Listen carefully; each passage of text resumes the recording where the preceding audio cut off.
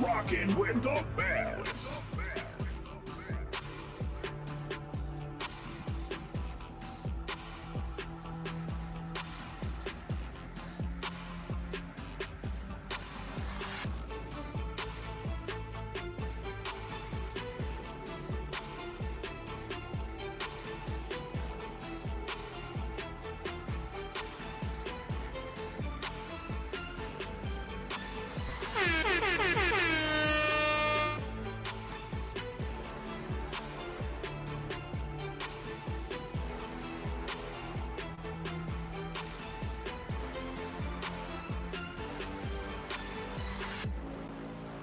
You're rocking with the best.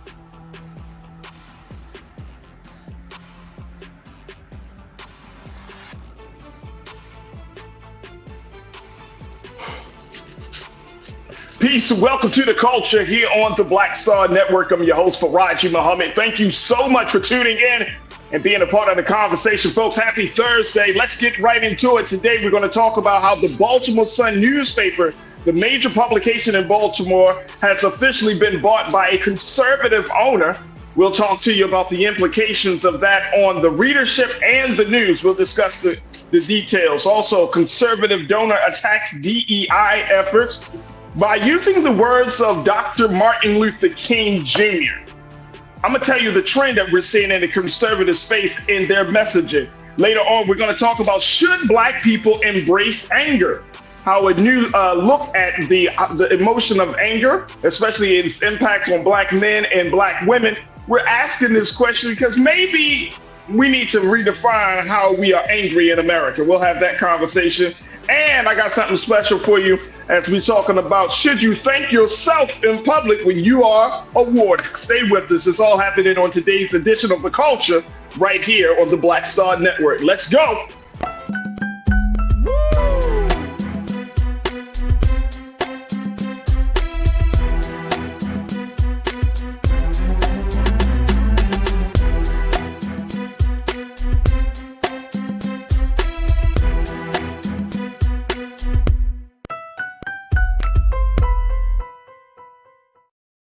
All right, folks, welcome to the culture here on the Black Star Network. I'm your host, Farajii Muhammad. Thank you so much for tuning in and being a part of the conversation.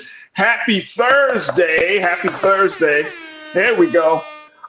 We got a lot to talk about today. We're going to talk a little bit about what's going on in Baltimore City, my hometown, and the newspaper there. We're going to talk a little bit about how a conservative donor is attacking DEI and so much more. So get ready for the conversation as we're streaming live on our home network, at blackstarnetwork.com. Just check us out on our website at blackstarnetwork.com. Download the app for free. Follow us on social media under Black Star Network, and throw something in the bucket for us as we kick off 2024 on a hot start with your support. And we're looking for new stakeholders, new investors, as we pave the way and blaze the trail in this digital space. So again, go to our website today at Black Star Network. Also, we have a lot of great events, a lot of conversations, like we're doing this one-on-one with Blue Gossip Jr. that Brother Roland has did, and a whole lot of other discussions, and even stream some of the things coming from the White House with Vice President Kamala Harris. So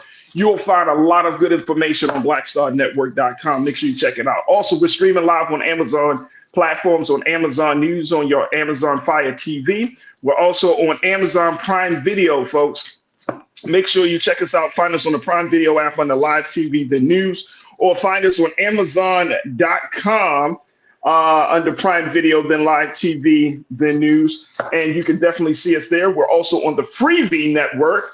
You can check us out on now under News. You'll find Black Star Network, and we're on Plex TV 24 hours a day, 7 days a week. Just search for Black Star Network on Plex TV or find us under Live TV and News and Opinion. All right, let me check this out as we are streaming live also on Brother Roland's Facebook page. Make sure you can watch the show there. Also on Brother Roland's YouTube channel, you can watch the show there. And folks are checking in from all around the country. Let me check in. Let's do a little roll call with the culture crew. There we go. I see y'all. Ming, Lee, Natasha, Serge. Welcome to the chat. Good to connect with you, Ming. Ming, why you got that face like that? Ming got that little crazy, that crazy, funny looking emoji. Ming, welcome to the chat. Pastor Damon Blissett, always in there. There we go. Robin Welch, good to connect with you. The ABX girl. Hiya, ABX girl. Thank you so much for checking in. Yeah, Robin, it is Thursday. Woo, we almost there. Cindy D, I see you. Thank you for checking in. The Stephanie Humphrey channel is checking in as always. The Stephanie Humphrey channel. Thank you so much. Stephen C. Mitchell. Yes, that's right. Stephen C. Mitchell, you're already jumping into the conversation. I love it. The Sun will become the New York Post now. Wow. Jamie P., thank you so much for checking in. Who else we got? Smooth Approach. I see you. Good afternoon to you, Smooth Approach. Always good to hear from you. Uncle Craig's Jerky. You checked in. Ravonda Lynch checking in. Tiana, my sister. Hey, Tiana. Good to connect with you. Who we got? Gerald Robinson checking in from the great city of Detroit. Deidre Hall is checking in as well. And folks, you can do the same. Again, we're streaming live on Roland Martin's YouTube page and Roland Martin's Facebook page. And big shout out to the crew on the Facebook page and the crew on the X platform. We truly, truly appreciate it. There we go. Folks, we got my brother joining us as he does on Thursdays. I'm so happy, and I'm always excited to talk to my brother, man. He is a diversity, equity, inclusion specialist. He is also doing some work in activism and social justice. And can we say political strategist? Are you a political strategist? No, now, yes. But look at the hair is flowing. Just brother, flowing. You catching up, though. You catching up. I love it, man. I love it. Brother Sinedu, welcome. I hope your new year has been fantastic, bro. And always good to see you. First, let's talk a little bit about this situation in Baltimore. The Baltimore Sun, the big newspaper in Baltimore, has been around for over 100 years. It has officially announced that it has been bought by Sinclair Broadcasting David D. Smith. He serves as the executive chairman of the Sinclair Broadcasting chain, and he's an active contributor to conservative causes. I've seen some postings on social media, Brother Sinedu, saying folks saying like, David D. Smith bought the Baltimore Sun. What should we expect? So I'm going to pose that question to you first, bro. What do you expect to see from the Sun at this point? I mean, it will be in lockstep. I mean, the people who own the Sun and David Smith are not too far apart. I just think now it's more blatant. David Smith has come a long way from when he was in his 20s selling pornographic content in Baltimore, okay? He's come a long way. He's now running the second biggest media group in the country, who has over 193 stations. And it's really important to say that because when you own TV stations like this in local markets, you control how news is perceived or what news is important. So I was reading, because you got to do a little research before you come on here. I don't want to just say things from my point of view. There was a study done, I think in 2019.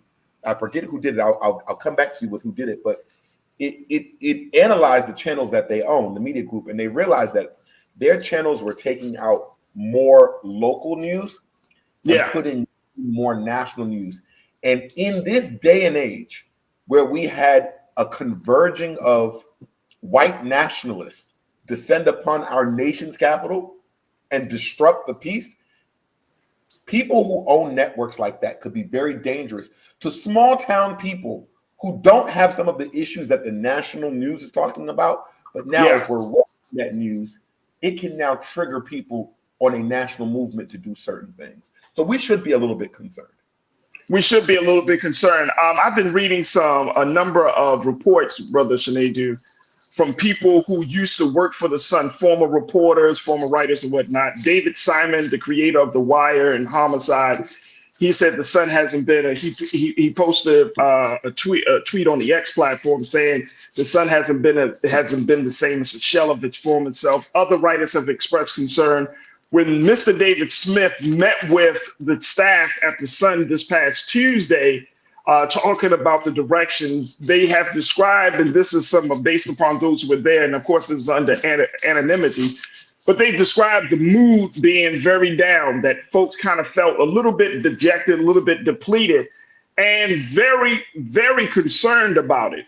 And I think that it is important to us to understand the power of information, why this is so important for us to at least discuss.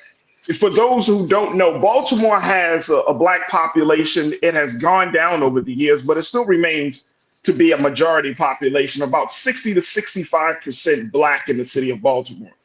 And the Baltimore Sun is the primary newspaper. Now, it is rivaling. There are some other newspapers that have cropped up over the past couple of years, like the Baltimore Banner and whatnot, which is Baltimore Banner is more digital. The Baltimore Sun is also, you have the paper and you have it online. Afro. And of course, the Baltimore Afro. But the Sun is still considered to be the primary source of information for the city of Baltimore, especially a Black Baltimore. And I know we got to take our first pause, but Brother Shanadu, when we talk about how do we ensure that the voices of Black people in a majority Black city is being expressed, the stories of Black people will be told properly. I want to get your take on that. Look, crew, I want y'all to jump in on the chat. If you have connected to any of this, if you want to discuss, what do you think may happen in a majority Black city where the newspaper is under a conservative owner? What's your take on that? What do you expect? And maybe in some other cities that this has happened. I would love to hear what you got to say. Post your comments on the chat as we're streaming live on Brother Roland's Facebook page, Brother Roland's YouTube channel. And of course, I want y'all to stay tuned. Just getting started right here on The Culture on the Black Star Network. We'll be right back.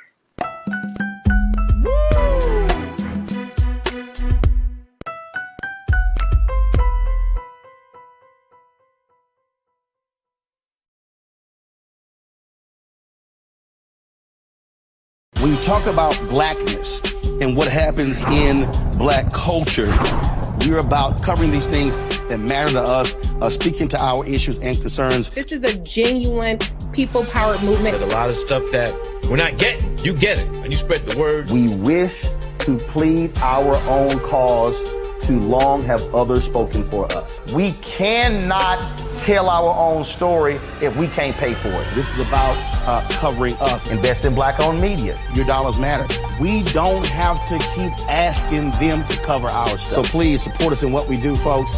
We want to hit 2,000 people, $50 this month, raise $100,000. We're behind 100,000, so we want to hit that. Y'all money makes this possible. Check some money orders. Go to P.O. Box 57196, Washington, D.C. 20037-0196. The Cash App is $RM Unfiltered. PayPal is R Martin Unfiltered. Venmo is RM Unfiltered. Zelle is Roland at RolandSMartin.com.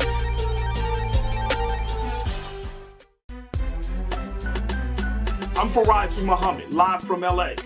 And this is The Culture. The Culture is a two-way conversation. You and me. We talk about the stories, politics, the good, the bad, and the downright ugly. So join our community every day at 3 p.m. Eastern and let your voice be heard. Hey, we're all in this together. So let's talk about it and see what kind of trouble we can get into. It's The Culture. Weekdays at 3, only on the Black Star Network. Folks, Black Star Network is here. Oh, no punching! I'm real revolutionary right now. Support this man, Black Media. He makes sure that our stories are told. Thank you for being the voice of Black America, Roland. Stay Black. I love y'all. All momentum we have now We have to keep this going. The video looks phenomenal. See, there's a difference between Black Star Network and Black-owned media and something like CNN. You can't be Black-owned media and be scared. It's time to be smart. Bring your eyeballs home. You dig?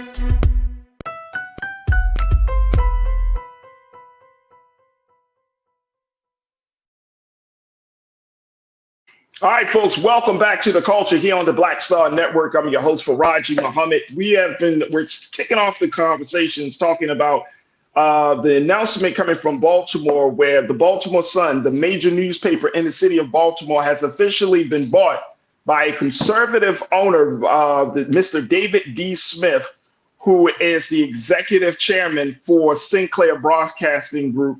And Sinclair is responsible for some of the local affiliates of Fox, especially in Baltimore.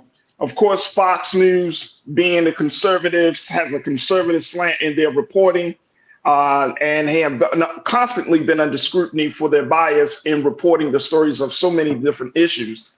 And so Mr. Smith has decided to move forward on purchasing the Sun, which has been seen as, quote unquote, more liberal. But now, under his ownership, there is great concern that we may see a change in how stories are being reported, and more importantly, how people, especially Black folks in a majority Black city like Baltimore, will be depicted. And I'm checking in with my brother Sinedu Okorafor, who is a diversity, equity, and inclusion specialist, to give us his take. And I want to hear from you, crew. What's your take on this? As we're seeing that, look, if we consider the backdrop, and I want to bring brother Sinedu back into the frame on us, please, Keenan. Thank you. When we're looking at the big picture of how information, where our people are getting information, how our people learning about what's going on in home and abroad and all of these things, and more importantly, the context of information. And I don't know if enough of us really think about this, brother Sinedu, but the reporting matters. The bias, you can read it in some cases. The slant is always there. So when you're talking about a conservative owner like Mr. David D. Smith, who is not running away about his politics, I want to share with you, folks, I want to share with y'all what AP put out about Mr. Smith around this issue. Take a look at this, Keenan. Let's throw up the first quote, bro. Thank you. Talking about David D. Smith. It said, David D. Smith, executive chairman of the Sinclair Broadcasting chain and an active contributor to conservative culture causes, has bought Baltimore Sun Media from the investment firm Alden Global Capital.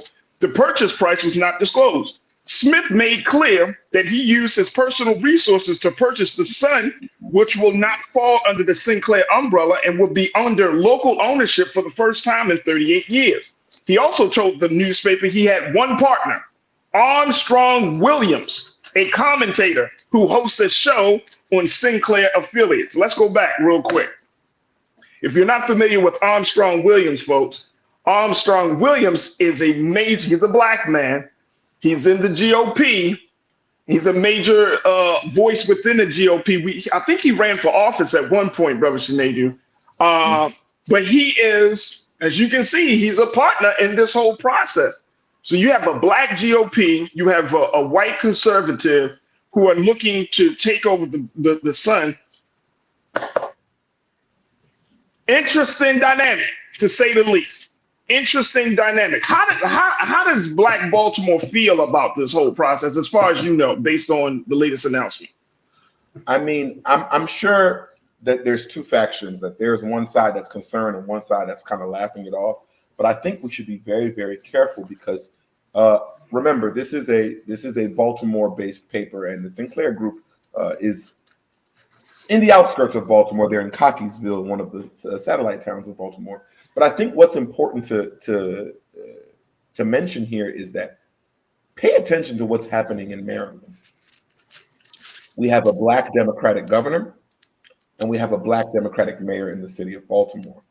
Since that mayor has been in the city of Baltimore, see, it's easy to talk down on Baltimore and talk up crime when it's happening and the numbers aren't changing.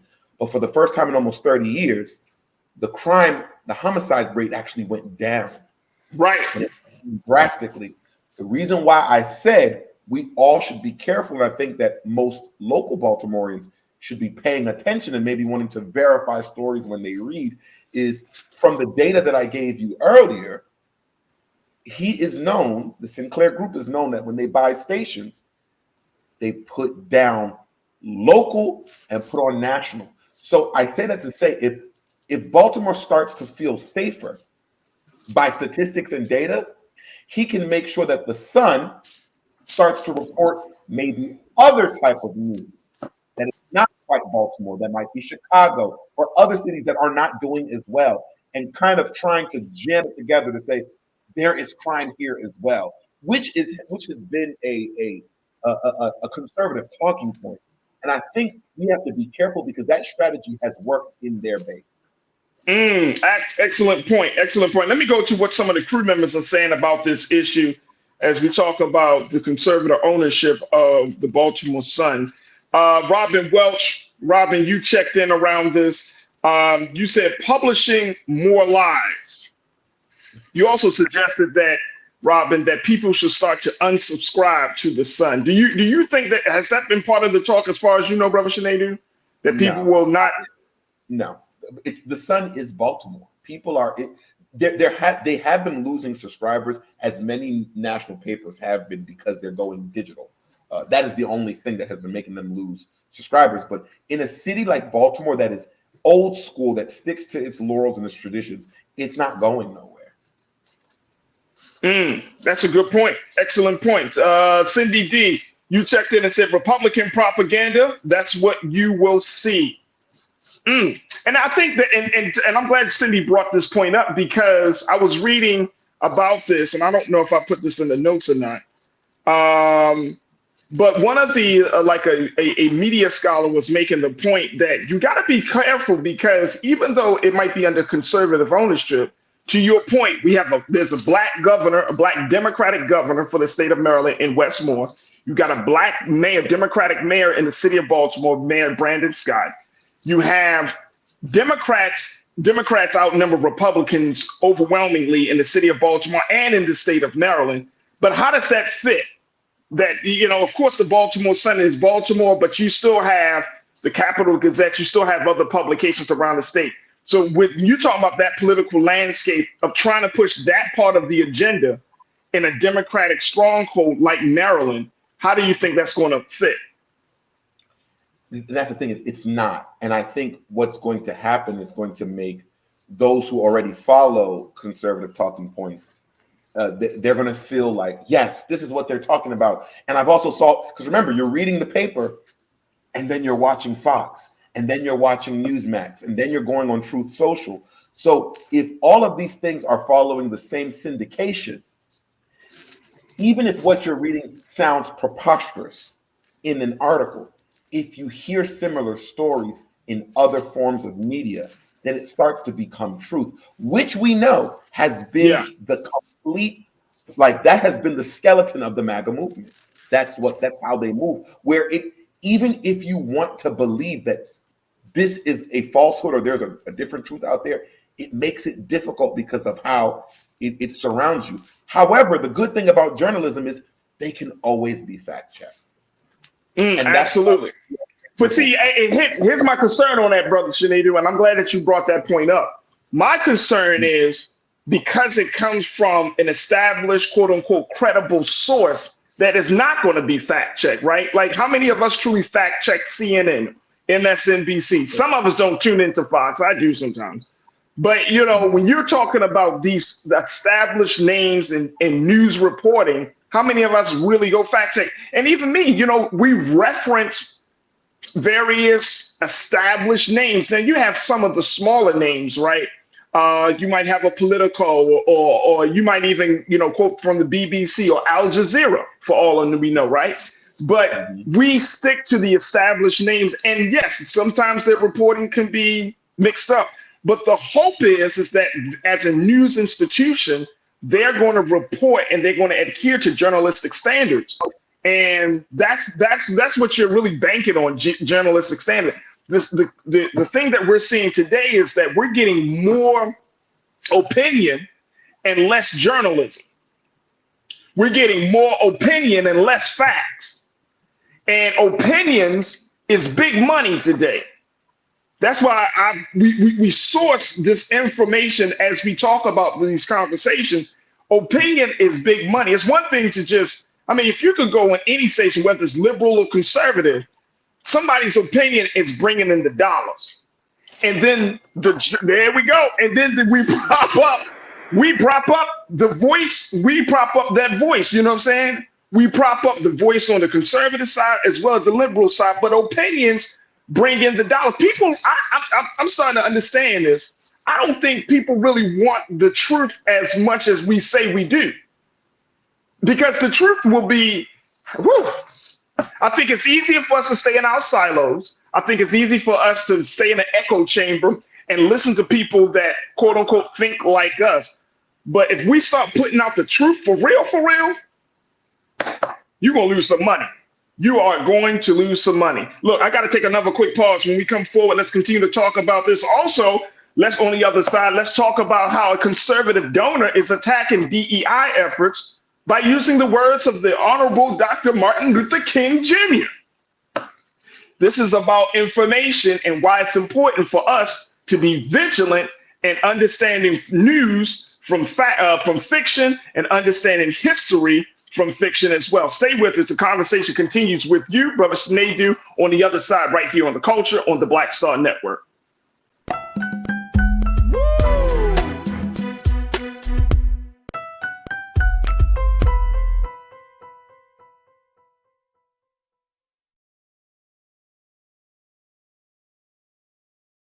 Pull up a chair, take your seat. The Black Tape with me, Dr. Greg Carr, here on the Black Star Network. Every week, we'll take a deeper dive into the world we're living in. Join the conversation only on the Black Star Network.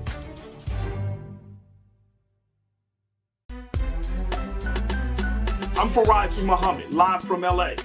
And this is The Culture. The Culture is a two-way conversation. You and me. We talk about the stories, politics, the good, the bad, and the downright ugly. So join our community every day at 3 p.m. Eastern and let your voice be heard. Hey, we're all in this together. So let's talk about it and see what kind of trouble we can get into. It's The Culture, weekdays at 3, only on the Black Star Network.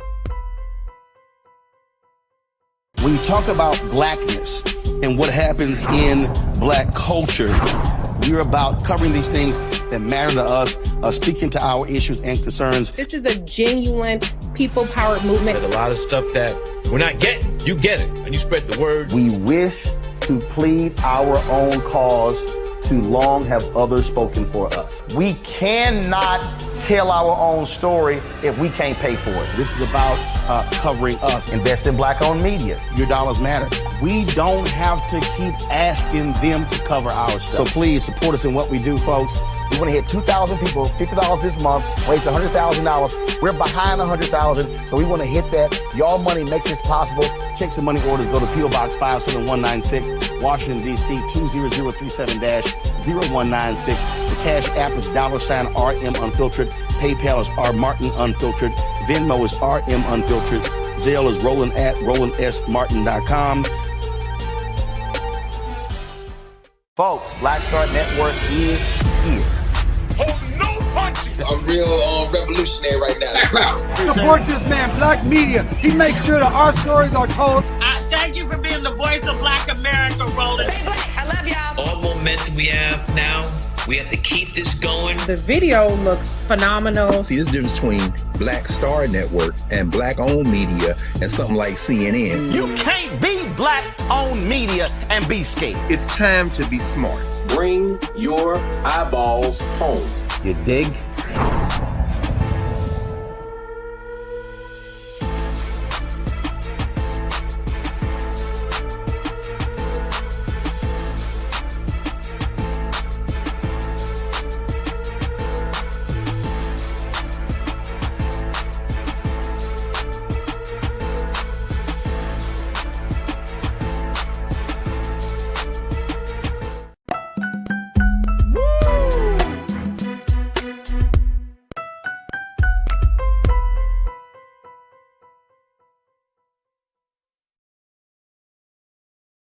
All right, folks, welcome back to The Culture here on the Black Star Network. I'm your host, Farajii Muhammad. We've been talking about the Baltimore Sun newspaper being bought by conservative owner David D. Smith of Sinclair Broadcasting Group, and talking about the implications of that in the reporting of news and the overall direction of information to a majority Black city like Baltimore, where over the city's population is over 65% is Black. And so when you're talking about putting one of the premier media institutions under conservative owner, what can we expect? I've been checking in with my brother Shanedu Wakwal Ford, diversity, equity, inclusion specialist, as we have this conversation. But I want to hear from you, crew. Make sure you post your comments on Roland Martin's YouTube page and Facebook page. We'll try to get to as many as possible. All right, let me jump in here, because I just threw it out there, brother Shanedu, that we do want news to already fit how we see the world. And it's easy to fall into that trap. And I have to consciously and intentionally tell myself, you can't just read news that fits how you already see the world, and instead of reading news that comes from different sources. Now, I think, everybody is saying, brother Shanedu, like, this 2024 will be the year of truth. My questions are, whose truth and which truth? Because you have some people who believe some stuff and other people who believe other stuff, right? So now we're in a very unique situation where lies and truth is at war with one another. And if you have established media institutions to affirm or deny, and then shape the context of how we're thinking about the information, how we see the world, it's going to confuse people. And because we're in this quagmire, opinion is king. Opinion makes money. Opinions shapes the conversation. It's all opinion. When we go on social media, how many people actually rely on facts? It's a bunch of hearsay, bro. It's just, you be like, well, where did you get that from? I saw it on. If you tell me you saw it on something, that means that you got it from social media.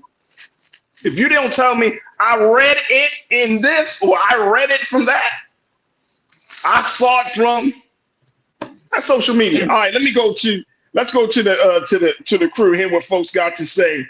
Robin, you said, I agree with you, Farajii. People would rather live with lies than stand on truth. I think there's a lot of people that are scared of what the truth would do. 2024, the year of renewal, is here. You agree with that, brother Shanedu? You think that people would rather live with lies than stand on truth? And I think this is a great comment, Robin Welch. Thank you. And that you think there's a lot of people that are scared of what the truth would do. You agree or disagree with that? I 100% agree.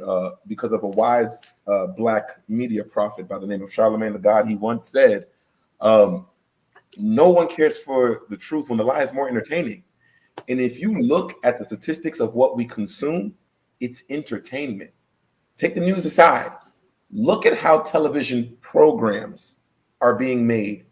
Very much entertainment, very much off of, it used to be reality TV, but now it's everything far from it. And I think our news plays into that too. We don't want you to be told the truth. We want you to be told what will sell and what would scare. And this is not just a conservative thing, because I think Jeff Zucker, the former CEO of CNN, during his reign, it was breaking news. Every fucking thing was breaking news. And it's like, now wait a minute. When you create sensationalization, then what breaking news becomes more important? When 3 kids die at a school or when 30 kids? And I think that is the problem of what news has done. It has warped our emotions to what matters, where the life of somebody doesn't matter, or being taken or whatever, or it depends how it's told. We see it with the Hamas-Israel thing. Difference between hearing somebody got or someone is dead. And lastly, it takes away, journalism has now turned into bloggers. Like now went to school. That's probably why, to your last story, that's probably why people were uneasy when the conservatives bought that thing, because they know that actual journalism is not a thing when it comes to this business of money, and that goes always. That integrity is gone, and it's now we're listening to the person who has no background in telling us what to listen to. You got wannabe experts. Wannabe expert, and let me tell y'all something, man. Wannabe experts is so prevalent in our culture today, and on so many different levels, that people, it becomes this hustle, right? It becomes a real hustle to be like, I'm an expert, I'm a journalistic expert, I'm a media expert, you know what I'm saying? But you didn't put no real work into, reporting the facts. Case in point, Shannon Sharp, that major interview he did with Cat Williams, right? People were criticizing Brother Shannon. Well, why you didn't ask follow-up questions? Why didn't you stop the man when he said this and said that? Well, first thing, I think Shannon knew he was sitting on gold. He like, I ain't stopping the flow of this money train, Cat. You can talk all day. But then he also said, I am not a journalist. That man said, I am not a journalist. I'm a personality. A journalist is the part of the journalist's role is to seek facts, to seek the truth. Mm-hmm. Shannon didn't say, oh man, are you right? Are you true what you said about Cedric the Entertainer and Kevin Hart? Are you sure? He just let him ask questions, answer the question. So you got to ask yourself, well, where are we going to now? Let me throw this out there because I saw somebody else post this. And folks, continue to post your comments. Smooth Approach, welcome to the chat, bro. Good to connect with you once again. You said that's why independent Black media is important. We can dissect and find the truth. I love this Smooth Approach. I love it. That's why independent Black media is important. We can dissect and find the truth. When you think about your independent Black media, and independent Black media has actually gone down over the years. Whereas in pretty much either every state or every region of the country, there was a Black media company, there was a newspaper, there was a radio station or something. But over the years, that has been diminishing. So you have the Afro, you have the Final Call, you might have the some small Black newspaper in certain towns of the country, right? But they're not on a big level. You got Black Star Network in the digital space, right? Where it's a Black independent media outlet. But how many Black Star networks are in existence in the digital space? You know what I'm saying? How many Black news stations are on TV today? Remember back in the day, we used to have, I watched this brother on BET for years, Brother Ed Gordon. Then we had my sister that was on, what's the sister's name that was on BET? That was, she was dynamic. I mean, you had all of this Black talent, and look what happened. It just got disrupted. And so over the years, you got to ask yourself the question, and I mean, I know we got some folks that are conspiracy theorists. You got to ask, like, is this by design that Black people, going back to Smooth Approach, that Black people aren't able to dissect and find the truth on our own? Now we got to rely on other folks to talk to us about our media, what's important, what's not important, other folks to determine what is news and what we, like you said, what's breaking news. What's breaking news in one part of America may not be breaking news in other part of America. You see what I'm saying? I remember, Brother Sinead, if you remember this, of course, when Freddie Gray broke out back in 2015, and it was reported all over the world that there was an uprising in Baltimore. There was a rebellion in Baltimore. But I've actually talked to people, and they were like, man, we ain't know about that. In other parts of the country, they were like, I mean, I kind of saw that. And at the time, we are on the streets. We trying to handle all this stuff. We thinking this is the next Michael Brown. I mean, you know what I'm saying? And to some people, that thing was far from of importance. It speaks volumes. It speaks volumes. Pauline Hurt, you said yes, it is by design, Farajii. By design. Cindy D, you said BET should now be the Black Star Network. It's sad that Robert Johnson sold the network. And then that's the other part, right? Because you got to have a network that is supported by money. Who would them see? Anastasia Pageant, my sister Anastasia, you said they aren't doing their homework even when you was in school. The teachers you had to teach you how to do your fact check if you want to stop. Half-stepping. Teaching you how to fact check. Man, we don't fact check today, Brother Sinedu.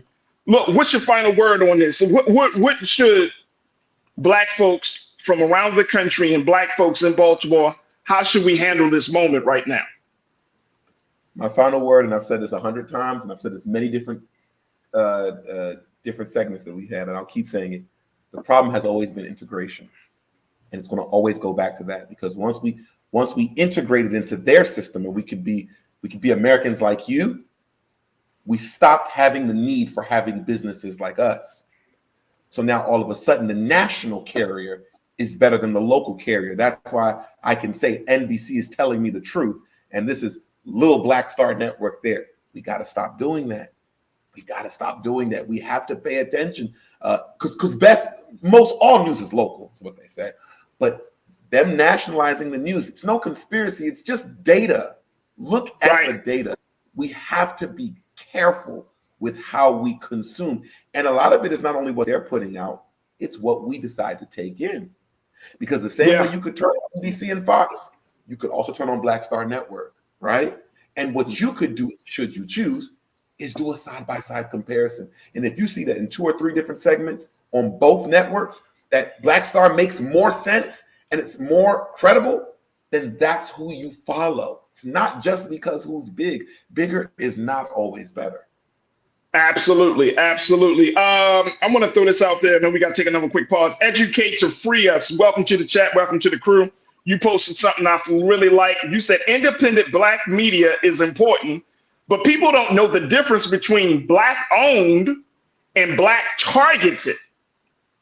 Many owned and controlled by the oppressor. Huge difference. Huge difference. Foxhole, Black targeted.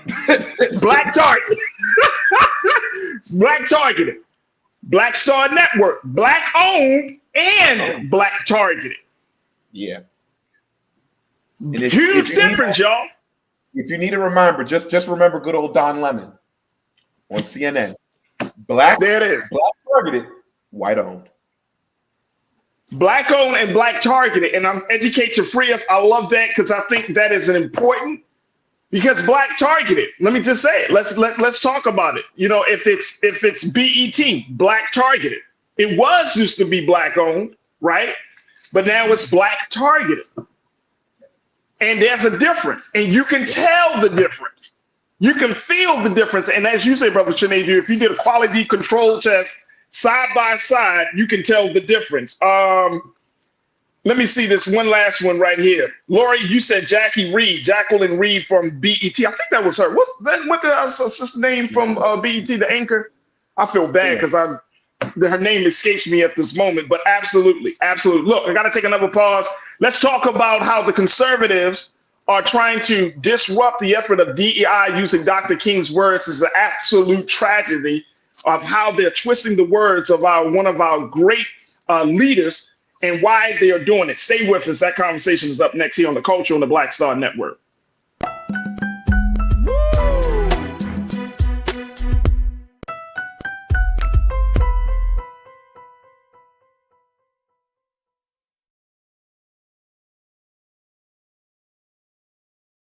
Pull up a chair, take your seat. The Black Tape with me, Dr. Greg Carr, here on the Black Star Network. Every week, we'll take a deeper dive into the world we're living in. Join the conversation only on the Black Star Network. Black Star Network is here. Oh, no punch! I'm real revolutionary right now. Thank you for being the voice of Black America. All momentum we have now, we have to keep this going. The video looks phenomenal. See, there's a difference between Black Star Network and black-owned media and something like CNN. You can't be black-owned media and be scared. It's time to be smart. Bring your eyeballs home. You dig?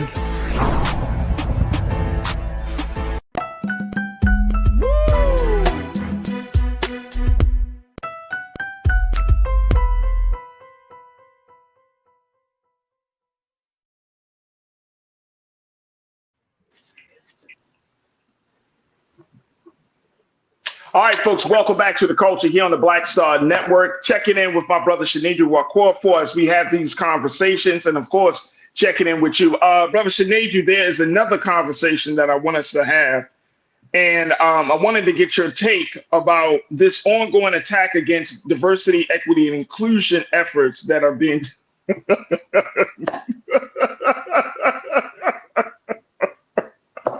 My brother went back in the chair. He was like, "Oh."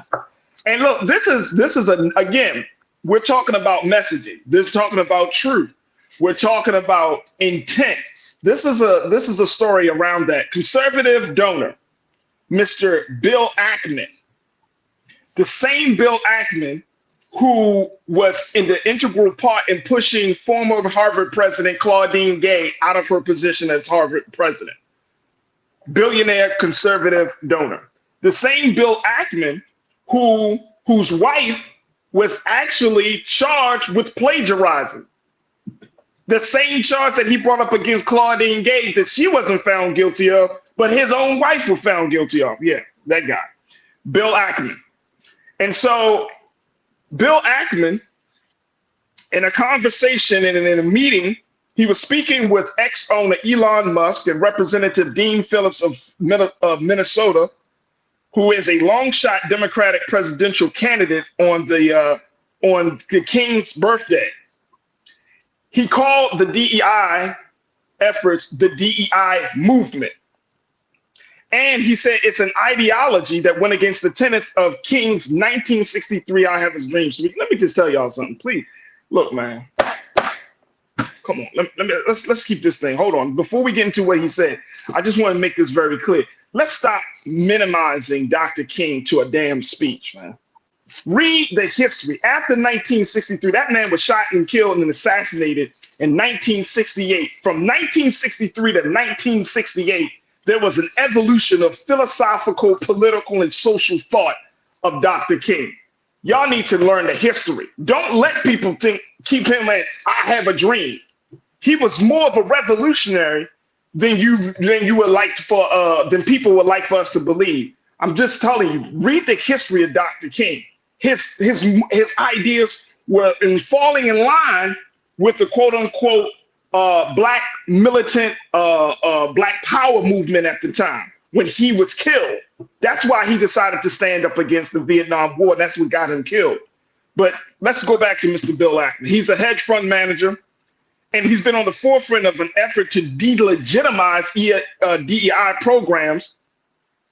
And he made a statement. Let me just share with you his statement. Let's post that first quote from Mr. Bill Ackman, please. Thank you, bro. He said, I think Dr. King would be very opposed to this sort of ideology, even though, diversity is a good thing. Listen to what he said. Even though, of course, a culture where everyone feels comfortable and included is critically important. He said, when he was asked by NBC News for comment, he said, we don't have any additional comment beyond what Bill said on the spaces, but this is the problem. He said that Dr. King in his great I Have a Dream speech, when he talks about the content of one's character, he doesn't look at skin color. He said that this is the very thing that delegitimizes DEI efforts. That if Dr. King, quote unquote, is looking at the content of character and not looking at skin color, then Dr. King doesn't stand for diversity. I didn't make this up, y'all. Y'all can check this for yourself. That's what he said. He's not the only conservative who thinks this way. Governor Ron DeSantis of Florida, another conservative, of course, presidential candidate, he said the same thing. They are taking the words of Dr. King and twisting them in such a way that they are using it for their agenda to delegitimize diversity, equity, and inclusion efforts. The sad part about it is, this great concern that I have, Brother Shanedu, is that some Black folks and some white people are going to hear that and even believe that, not understanding the full context. And this is why it's important for us to give context to these type of things. Talk to me, brother, because this is a growing trope used in the conservative Republican circles to justify breaking up diversity efforts. Again, there is some slight truth to what that white man is saying. I don't like to listen to white people. And if we're smart enough, we'll understand that when Martin Luther King said that my 4 little kids will be judged by the color of their skin, by the content of their character, that was within his dream, which is not real, which also means that the reality that he lives in is nothing like the dream, that it's the opposite. And I think what white people have always done is take from the best of us and try to manipulate and what I find interesting about this white man in particular, and I have to say it, white Jewish man, and it's important that I say that, because over the last year or two, when we have this conversation about power, we say that people are anti-Semitic, but it's interesting how all these power moves made by powerful men are always Jewish, always. That's how a president of an institution was removed. It's important to say it, not to diminish their religion, but to make a clear fact of what we said when we were talking about, what's his name, not taking the vaccine in the NBA. It's a power group that seems to make all the decisions that everybody must follow. Just saying. Anywho, what I find interesting is when you look at him as a businessman, I think he's a billionaire, if I'm not mistaken. Yeah, he is. He doesn't have a problem with diversity. Every rich person will tell you that they diversified their portfolio, okay? I currently live in Texas. We have a diverse mix of how we receive electricity. We get it through gas. Natural gas is powering our plants. We have wind, we have solar. That is a diversified energy mix. Nobody has problems with diversity. Equity. This man runs a company. Everybody loves putting equity into companies. That's how you get your shares back, okay? They have no problem with that. The issue is the I. Inclusion. That means I have to share the first 2 with you. And that is the issue. Nobody wants to. Before, it was about us getting a piece of the pie. And now we want access to the whole pie. And there's an issue with that. The biggest problem that the Ron DeSantis of this world have is, and I will keep saying it, white men believe that if Black men and women are given the equal chance of white men, that we will do exactly to them what they did to us. But what they fail to realize is it is their weakness that causes them to act that way. And it is our strength that causes us to be opposite of that way. But that is their fear. When you know you've done something wrong, that is your fear. That is your fear. And I mean, we're and that fear is so palpable nowadays, Brother Shanedu. You know what I'm saying? That you take and you twist the words of one of America's greatest leaders, one of Black America's greatest leaders, and try to fit your agenda. And it's very, very troublesome, to say the least. It's troublesome because if you truly care, Dr. King Dr. King stood for eradicating militarism, eradicating poverty, eradicating racism, all the isms. But the conservatives will say, well, we stand with Dr. King, and our efforts to delegitimize DEI efforts is to go against with his dream. But what about all of the other stuff? What about the racism? What about the poverty that exists in America, the economic disparities that still exist in America today between Black people and white people? What about Dr. King would have stood for housing? Dr. King stood for political power. Look at the gerrymandering and the redlining that exists in cities, counties, states, and all across this country. Militarism. Dr. King stood for nonviolence and peace, but the Republicans are some of the biggest war hawks of our time, the neoconservatives. See, this is the problem, and I'm sure a lot of Black folks, we don't. I mean, of course, we don't listen to like conservative donors, and we're not expecting. We don't give no real credence to certain voices, but it's just the audacity to take that man's word from 1963. Again, if you looked at the history of Dr. King, by the time in 1968, he was in a different headspace. He was evolved. And this is what y'all hold on to. It's sad. Absolutely sad. Let me see this. Cindy D, you said they didn't want us to have any of the pie. Right. Right. Robin Welch, you said the mind is yet so strong, but oh so weak. So yes, people will hear that and be confused, and they will not do the work to study and critically think for themselves. Come on. Come on. Look at that word you just used. Critically think. Wasn't that the first thing they attacked? Critical race theory. They want to take away your critical thinking skills first, right? And then dismantle everything else. Right, right. So how, very quickly, Brother Shanadu, how are DEI and the specialists like yourself, DEI programs and efforts? I mean, because we're at a culture war, we're at a diversity attack. How is the industry taking all of this? Here's the truth. People are just talking. They're just talking. Okay. They're just talking. It is on the front end, it is very scary. People are losing jobs, people are losing. But let me tell you something to your point. On the back end, it'll never happen because of one thing. And I'll tell you what that one thing is. Militarization. You just said that's how this country works, right? What is the most important? There is one important piece that our military needs that is not made here.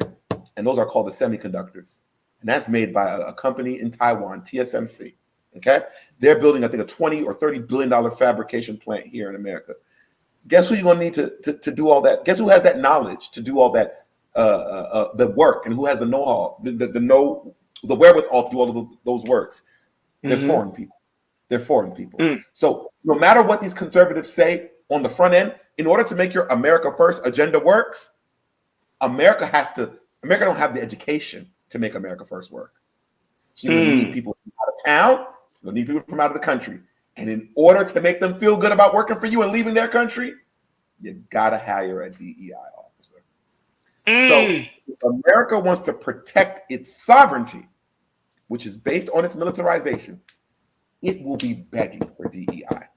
You mark my words.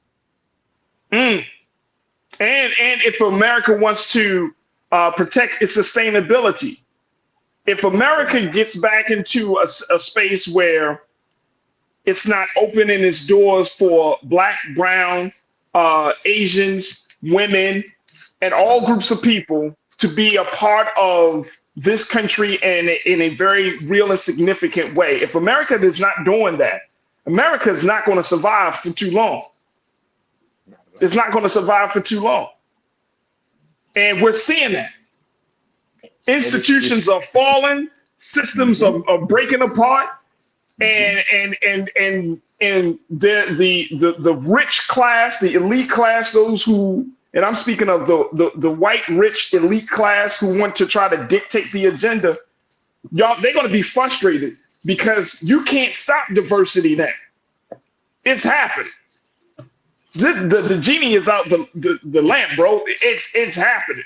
You got all types of people in this country. People are reproducing other people. You know what I'm saying?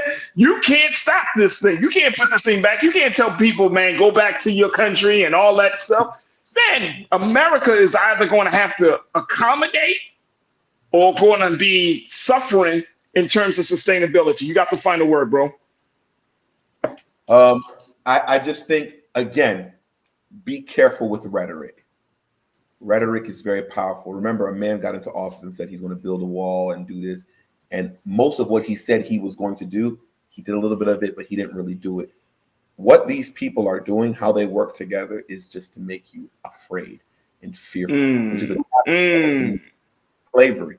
Now, when you stand up outside of that fear, they really can't do anything. And we saw that with the Montgomery boycotts. We saw that with the sit-ins, so on and so forth. We're in a different time now.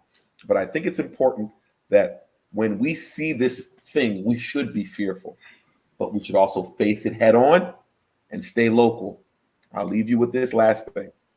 The whole thing we were talking about today is the importance of local media and why it's important. Let me make an example here. Dr. King, fortunately, one of the greatest Black men that live in this country, unfortunately, he was seen as the big media. He was seen as the big corporations, right? Very big name. Everybody knew him, can meet with the president, so on and so forth. But as he came to his last years, you know what he ended up being like? Come on. Local news, Malcolm X, the ones that are in the community, that have the voice of the street. So if you ain't learned nothing from us today, keep your information local and support Black local news. All movements start local. All revolutions start local. Yes, sir. You can't have no national revolution. Come on. You can't be no national movement, no national revolution if there isn't any local action. It's just that simple. Brother Sinedu, I always appreciate you, man. You always bring some insight. Thank you so much. God willing, we'll be reconnecting with you next week. But thank you so much for being so good for the culture, bro. Appreciate you, brother. Appreciate you. All right, we got to take a quick pause. When we come forward, let's switch gears a little bit. Let's talk about getting in touch with our emotions. We've been having a lot of emotional conversations this week, but today I wanted us to talk about this emotion of anger. And should Black people embrace anger? Should we redefine our relationship with the emotion of anger?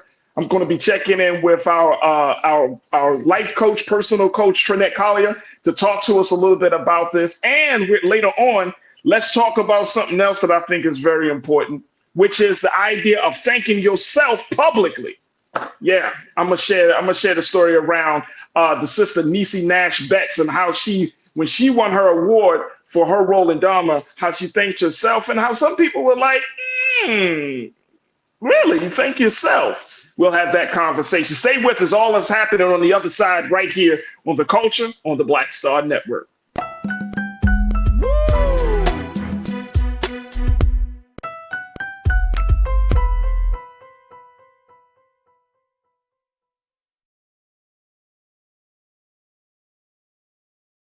Folks, Black Star Network is here. Hold no punches. I'm real revolutionary right now. Support this man, Black media. He makes sure that our stories are told. Thank you for being the voice of Black America, Roland. Stay Black. I love y'all. All momentum we have now, we have to keep this going. The video looks phenomenal. See, there's a difference between Black Star Network and Black-owned media and something like CNN. You can't be Black-owned media and be scared. It's time to be smart. Bring your eyeballs home. You dig?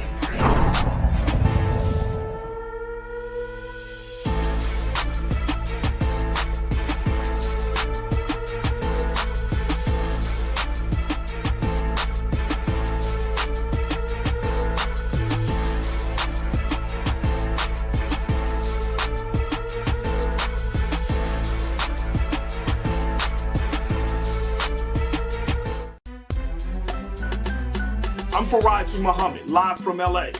And this is The Culture. The Culture is a two-way conversation. You and me. We talk about the stories, politics, the good, the bad, and the downright ugly. So join our community every day at 3 p.m. Eastern and let your voice be heard. Hey, we're all in this together. So let's talk about it and see what kind of trouble we can get into. It's The Culture, weekdays at 3, only on the Black Star Network. When you talk about blackness and what happens in Black culture, we're about covering these things that matter to us, speaking to our issues and concerns. This is a genuine people-powered movement. There's a lot of stuff that we're not getting. You get it, and you spread the word. We wish to plead our own cause too long have others spoken for us. We cannot tell our own story if we can't pay for it. This is about covering us. Invest in Black-owned media. Your dollars matter. We don't have to keep asking them to cover our stuff. So please support us in what we do, folks. We want to hit 2,000 people, $50 this month, raise $100,000. We're behind 100,000, so we want to hit that. Y'all money makes this possible. Check some money orders. Go to P.O. Box 57196, Washington, D.C. 20037-0196. The Cash App is $RM Unfiltered. PayPal is R Martin Unfiltered. Venmo is RM Unfiltered. Zelle is Roland at RolandSMartin.com.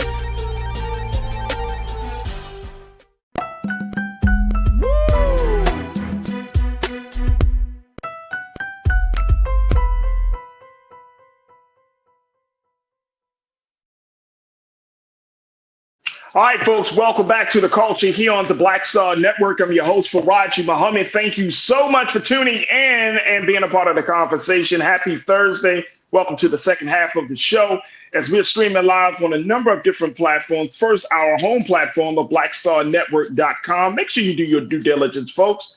Download the app for free. Follow us on social media under Black Star Network and drop a little something in the bucket to sustain us as we're looking for new investors and stakeholders. Your support makes a world of difference for this Black-owned, Black-targeted independent media.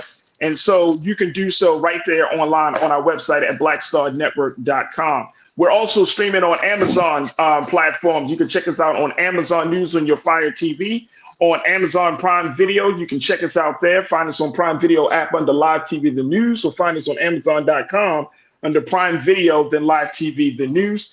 And you can check us out on the Freevee Network on now under News, as well as Plex TV, 24 hours a day, 7 days a week. Just search for Black Star Network or Live TV, or find us on a Live TV, The News and Opinions. Now, we're also streaming on Roland Martin's YouTube page, where you find some of the great members of our culture crew, as well as Roland Martin's Facebook page where our crew is. And we are also represented on the crew on the X platform. So big shout out to all of those spaces and to the crew members that are checking in from around the country. There it is right there. Let's switch gears. I wanted to talk about the emotion of anger. And folks, y'all know culturally, as Black folks in this country, we have always been told when we cannot be angry.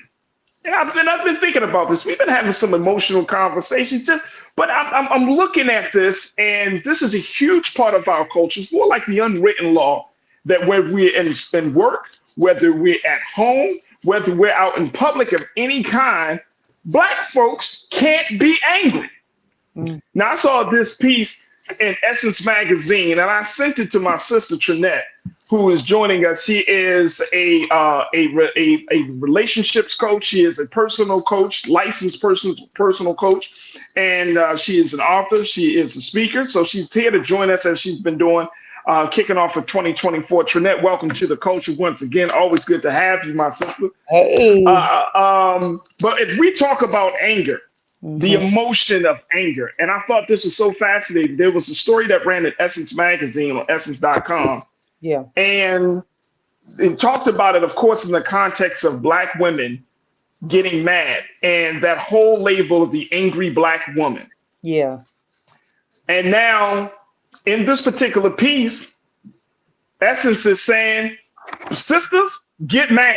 You have every right to be angry about whatever is going on in your life. But I wanted to expand the conversation. Yeah. I wanted to not just talk to our sisters, but we got to talk to the brothers as well to get a sense of what we can do to reconnect with our anger. And that's why we're posing the question, should Black people embrace anger? Let me just share with y'all very quickly what it said in Essence, and then I want to get my sister Trinette's thoughts on this. Let's go with quote one, please, Keenan. One licensed psychotherapist by the name of Patrice Douglas, she said, being angry is our birthright. Yeah. And she said that being angry is one that was taken from us during slavery. Now, Ms. Douglas also said anger is a natural response to certain provocations, but because we were considered property and didn't have a say in things, We never had the privilege or permission to embrace and express our emotion appropriately. And anger can do so many great things for us as people. What? She dropped a jewel on that one. You did. She dropped the jewel on that one. I love it. I love it. Let's talk about this. Do you agree with our sister Patrice Douglas on this? Is anger our birthright, and has it been taken because of our experience in chattel slavery? I do agree with it, because we have not been given the opportunity to express ourselves. You know, as a relationship coach, I've literally had anger problems, and I didn't realize it until later on in life. And you know, and it was through my therapy that I found out how angry I was, right? But I was never given an opportunity because one, the type of person I was, everyone expected me to be sunshine and roses, right? So I just never got a chance to express how angry I was at certain things and whatnot. So you're taught to bottle it up, you're taught to keep it moving, and you're not given that chance to express that. And then when we do express it, I'm just speaking from my own experience, when we do express it, it comes out in different ways, such as violence or toxicity.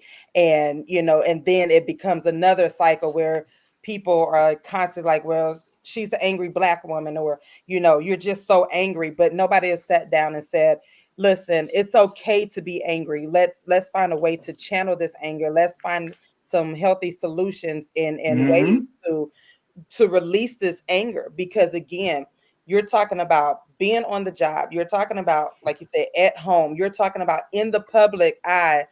We don't get a chance to express that we're just upset about something. And it's okay. Let me just get it out. Let me just say, hey, I don't like this, or it made me upset. So I don't want to be angry all the time. You know, I don't want to walk around as the angry Black woman. So that's why I took my own, I literally had to take it.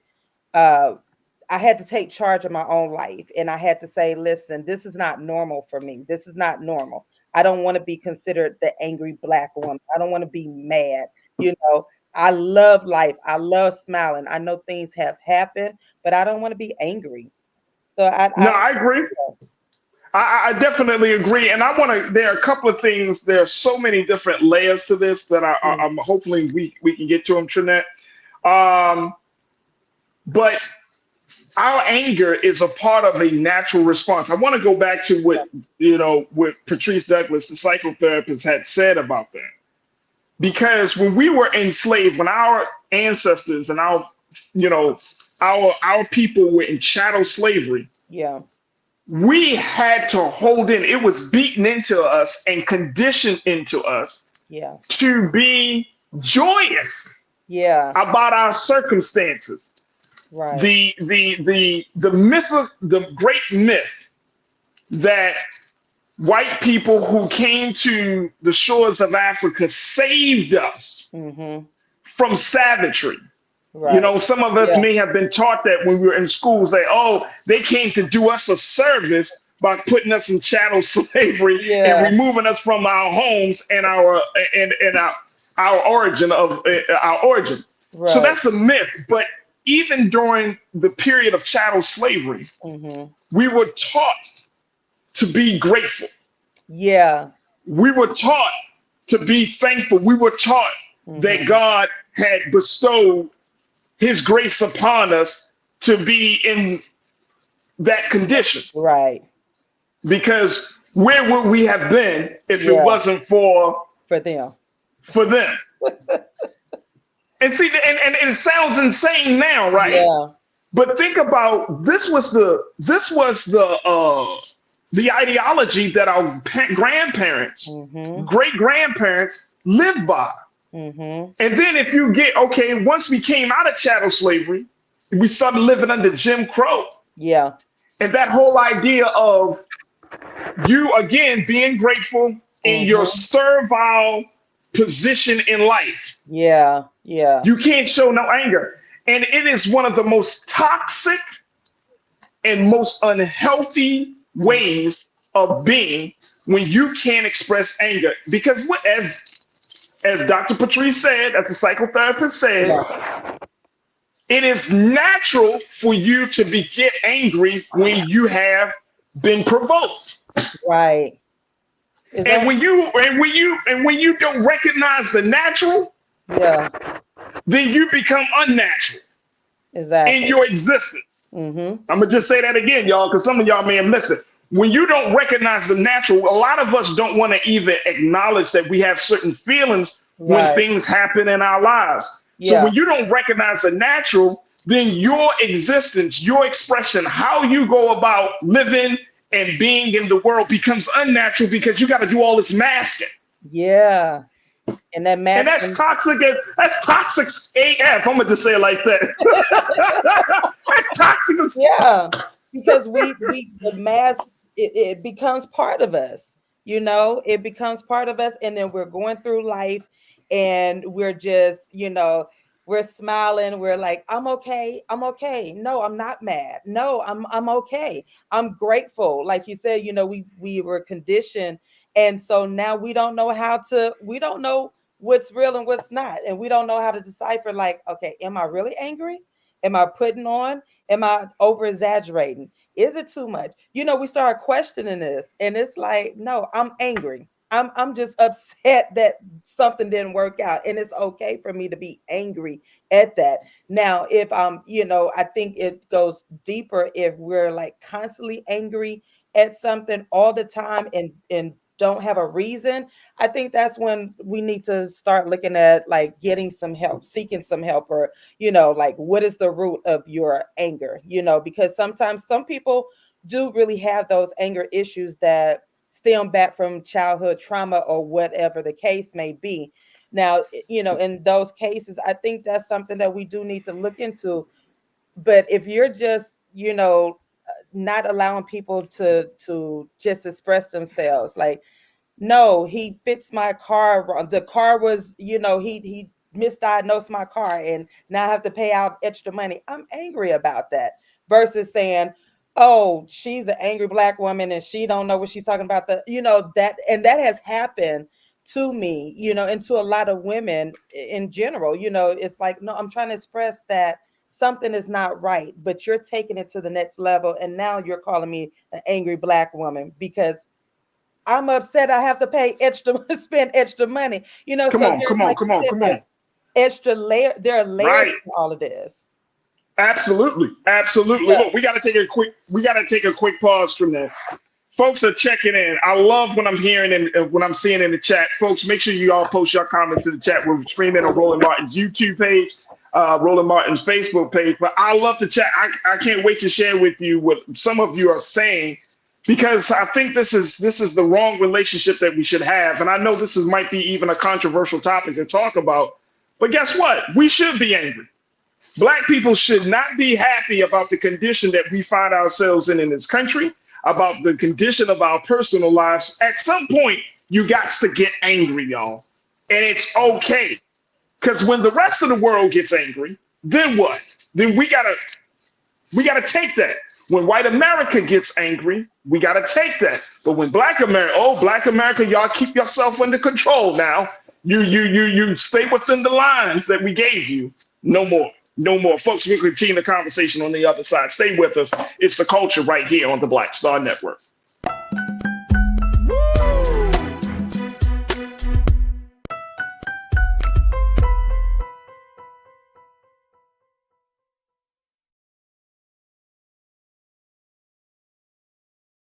Hatred on the streets, a horrific scene, a white nationalist rally that descended into deadly violence. White people are losing their damn minds. As an angry pro-Trump mob storms the U.S. Capitol, we're about to see the rise of what I call white minority resistance. We have seen white folks in this country who simply cannot tolerate Black folks voting. I think what we're seeing is the inevitable result of violent denial. This is part of American history. Every time that people of color have made progress, whether real or symbolic, there has been what Carol Anderson at Emory University calls white rage as a backlash. This is the rise of the Proud Boys and the Boogaloo Boys. America, there's going to be more of this. Here's all the Proud Boys, guys. This country is getting increasingly racist in its behaviors and its attitudes because of the fear of white people. The fear that they're taking our jobs, they're taking our resources, they're taking our women. This is white fear.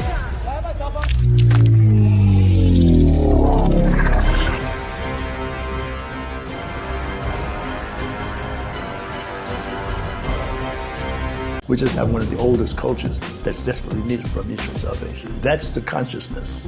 We have the keys in our roots to save mankind. We get to see the condition of other countries, other oceans, other cultures. And if we believe in God, a lot of us do, He's telling us if you don't get rid of that stuff that makes somebody superior or inferior and work together for the mutual salvation, everybody's gone.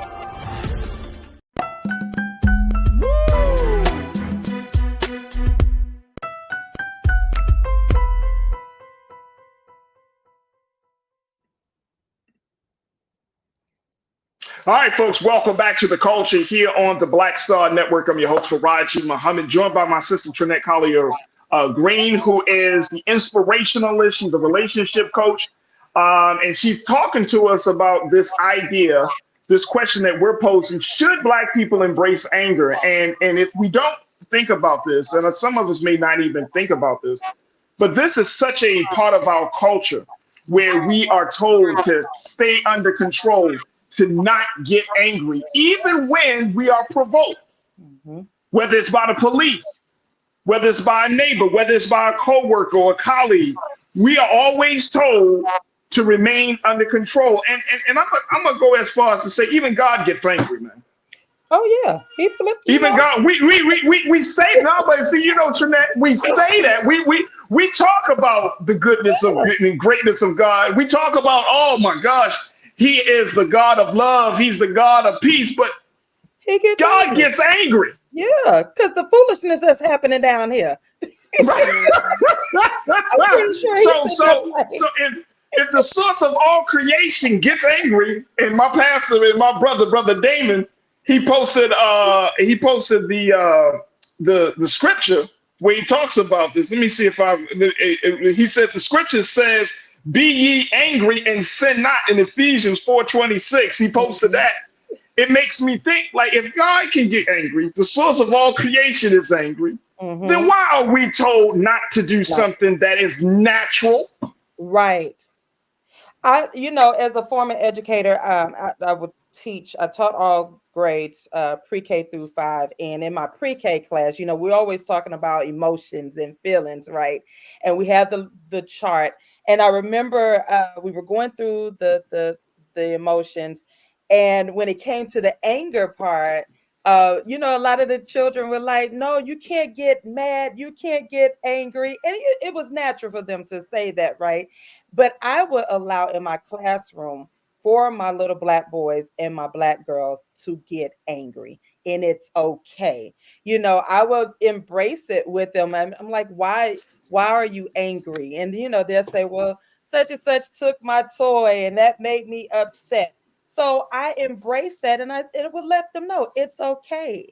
So now let's find a creative way to not get unangry, but I never told them not to get angry, because that's not fair to them, and that's not life, because there are going to be some moments in your life as a little Black boy, as a Black girl, you're going to be upset and angry about something that's not fair, to you or to your family or whatnot. And it's not going to be a happy moment. There's some things in your life that's going to happen. It's not going to be a happy and ring around the roses moment. So I think we do, I always say, let's go back to those conversations and open up and have that dialogue with our family and make it, open it up to where we can talk about these things at the dinner table. It's so much for us to talk about at home. And I think that's just where the conversation, I'm big on let's have this conversation, you know, because a lot of this is in our home. We do teach our boys and girls, when you go out there, keep it together, hold it together. You don't let you don't let anybody get you upset. But some things we need to be angry about, you know. And I mean, come on. We have to be angry. Hey, look, Trinette, first and foremost, let's give Trinette a big shout out for even impressing that upon the next generation, because we need that. We need teachers to make us feel safe to express our emotions. This is what we've been talking throughout all throughout the week, Trinette, is that we create a quote unquote safe space to express our emotions. And when we start to diminish that, when we start to act as if these things don't exist, or that we start to feel shameful for being angry. Yeah. Especially when it comes to things that as I'm going back to what Patrice Douglas, the psychotherapist, said, especially when we have been provoked, if somebody has disturbed your peace, that's a reason for you to get upset. That's a reason for you to get angry. Yeah. Right? Let me go. You don't like my music? Welcome to the chat once again. You posted something that I think is absolutely true, man. You said injustice should make you angry. Come on, man. Listen, Lord. I have to be responsible in what I say over time, especially being, you know, in my position, and I'm good with that. But I remember making a comment after the incidents, George Floyd and all of these over time.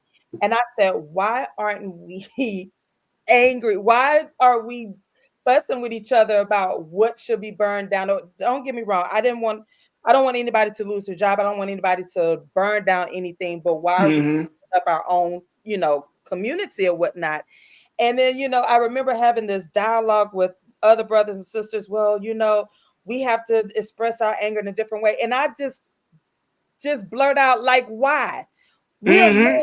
Somebody killed one of our brothers in public. Why do we have to sit back and hold it in? These emotions, we are not given the chance to talk about this because it's like well, you know, that's just the way things. No, like, give us a chance to talk. Give us a chance to express how we're feeling, because we are angry. And it's a lot of the pandemic had a lot of us angry, you know, but we were not given a chance to express that. We're like, okay, get back to work, keep the world going. And then our children coming back into school, and they're upset because a lot of changes took place and nobody sat down to talk to them about these changes. So now you have little children, Black boys and girls, who are now, they're angry about, okay, now people are trying to make us learn, you know, now we have to adjust to a new way of living. Things are not back on track, but nobody's giving us a chance to talk about these things.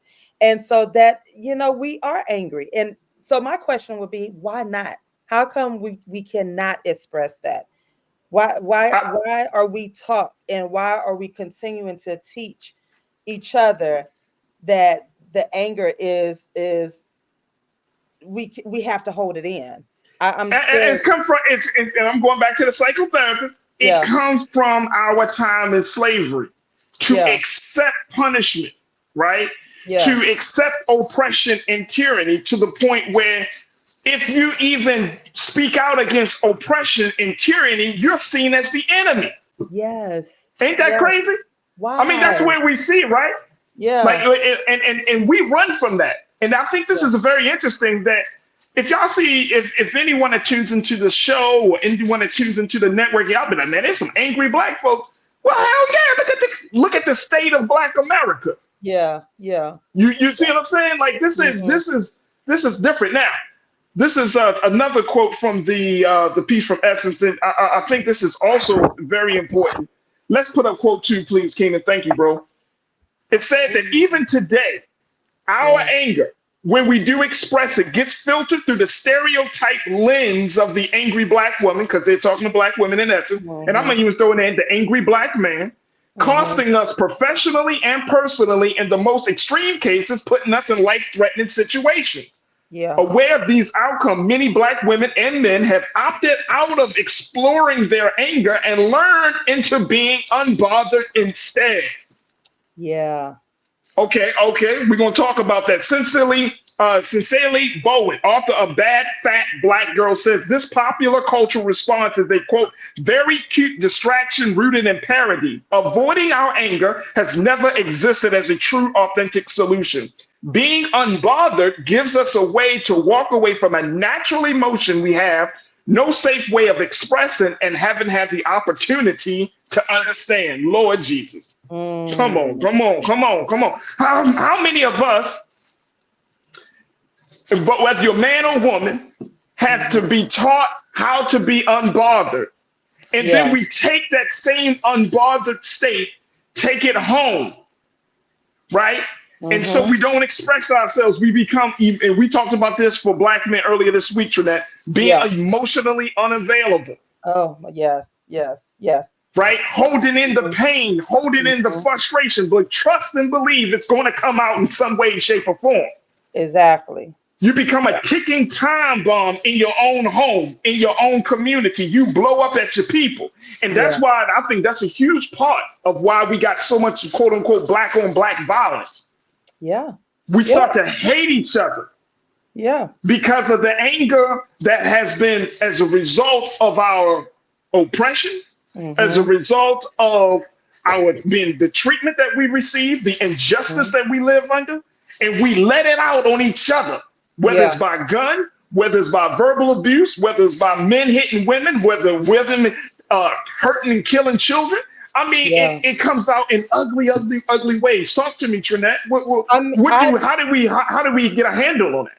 I agree. And, this is something that I talk about with couples and relationships. A lot of times, again, I emphasize on building a healthy relationship with yourself first before while you're in a relationship, because a lot of times we are angry within ourselves and we don't know why.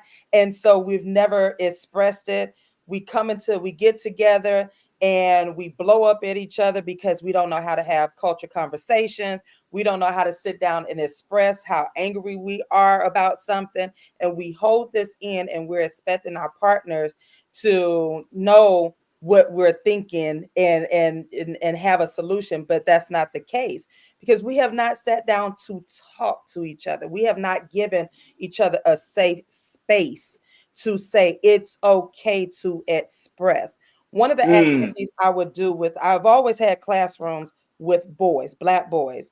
And I never understood it until years later. God gave me the revelation of why I was always teaching Black boys. And I remember one year I had a class, I think about 12 or 13 boys, right? And so these little Black boys, I loved them and they loved me. But I had some angry little boys in the room. And I remember one of the exercises, I said, listen, we're not going to do any work today. Just take a crayon, take a color marker, whatever you want to do, and scribble all on the desk.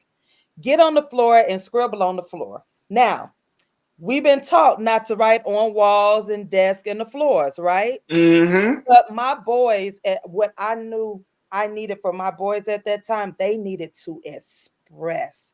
And Farajii, when I tell you, I put on some soft music, right?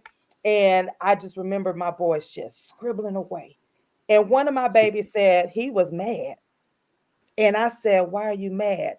And he went down this list of things that were happening at home to him. Wow. And I had tears in my eyes because he wasn't the only one. But the way he was scribbling and just all on the table, I can get rid of I can clean that up with Clorox wipes, right?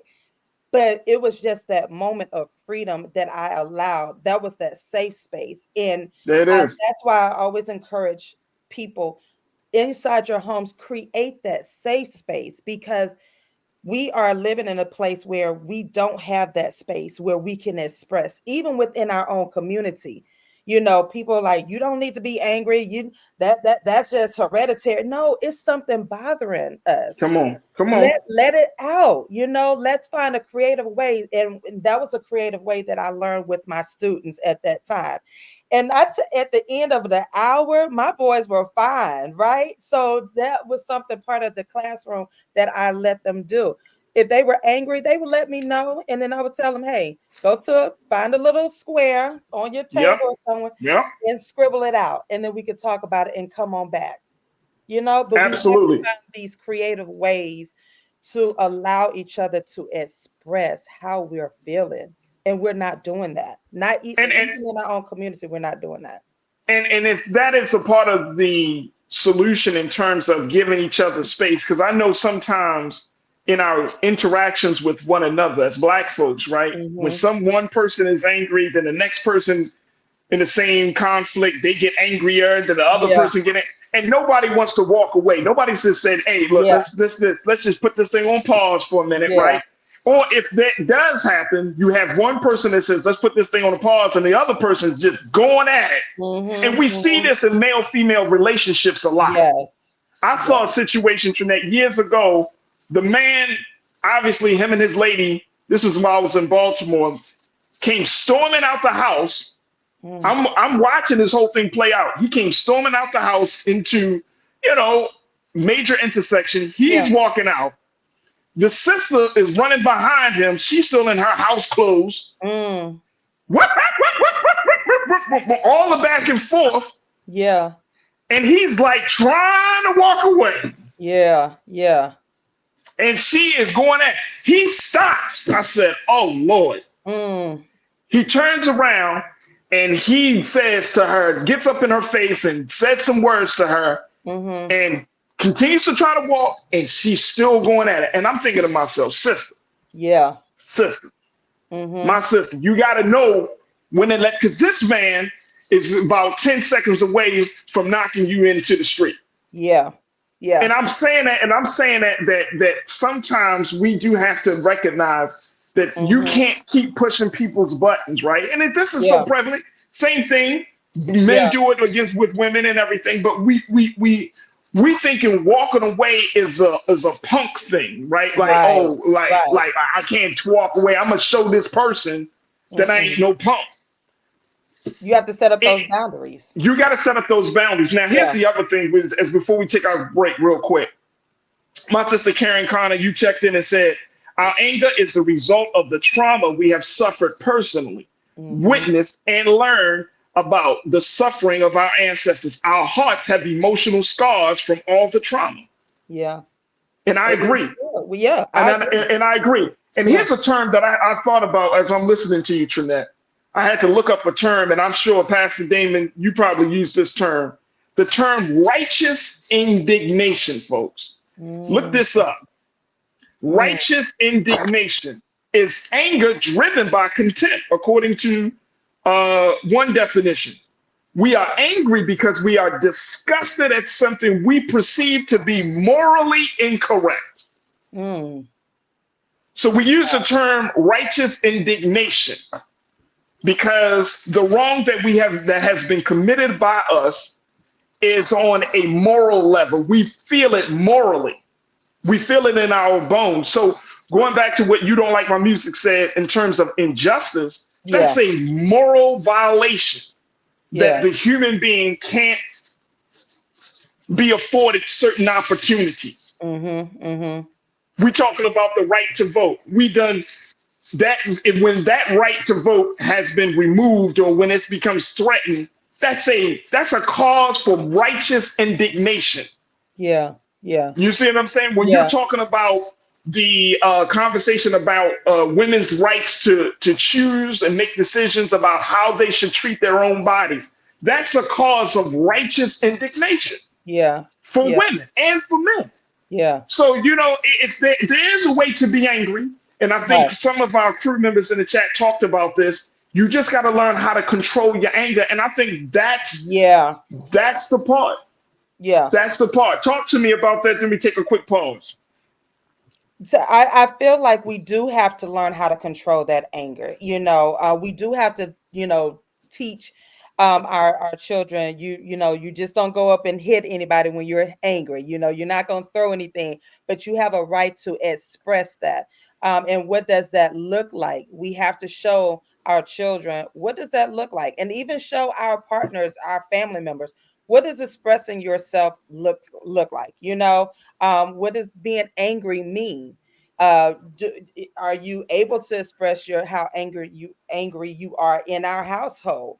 And you know, what does it look like? I think it's just a matter of showing each other what it looks like, because some of us don't know what it looks like. So we do, you know, we lash out with the words, the verbal abuse, the physical abuse, and not just between men and women, but between sisters and your siblings, between I'm watching parents fight with their children.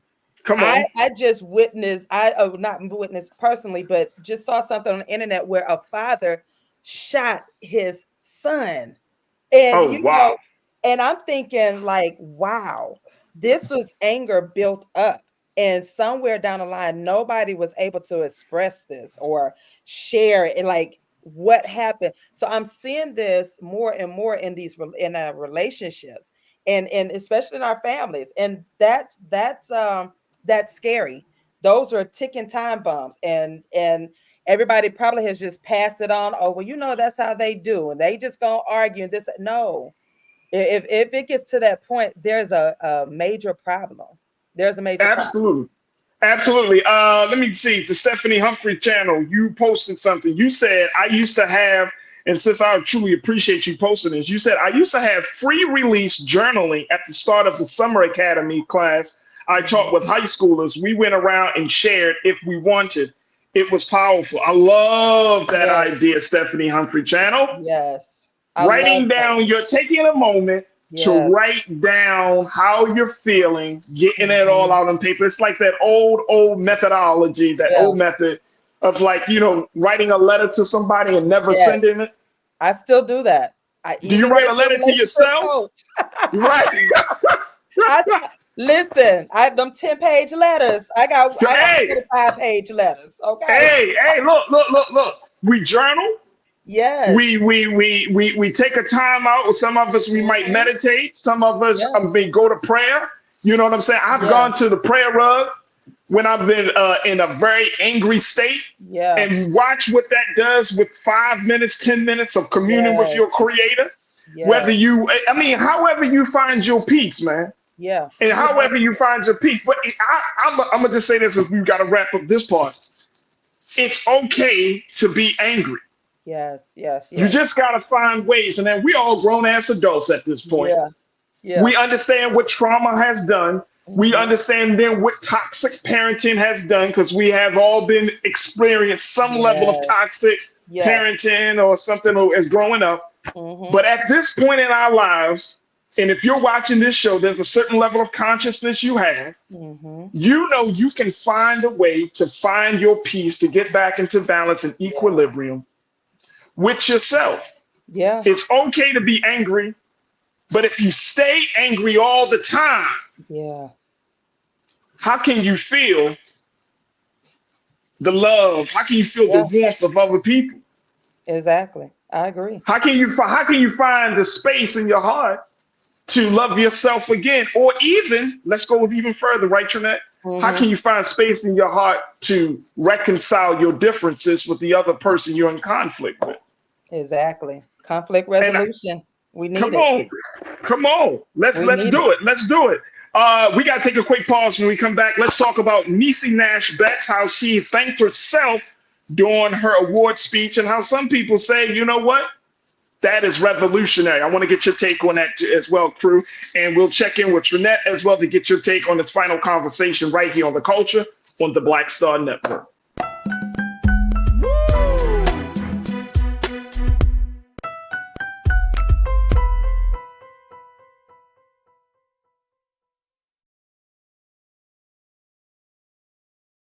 We wish to plead our own cause. Too long have others spoken for us. This is an opportunity for us to be able to speak to our issues. Y'all better understand something real quick. We ain't going nowhere.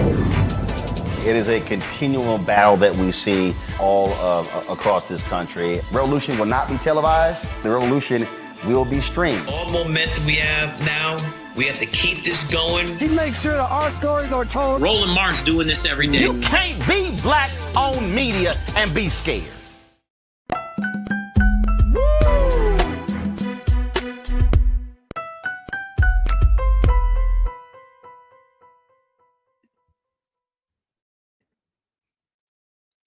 All right, folks, welcome back to the culture here on the Black Star Network. I'm your host, Farajii Muhammad, joined by my sister, Trinette Collier-Green, who is the inspirationalist and relationship coach. And joining us, she joins us every Thursday here on the culture.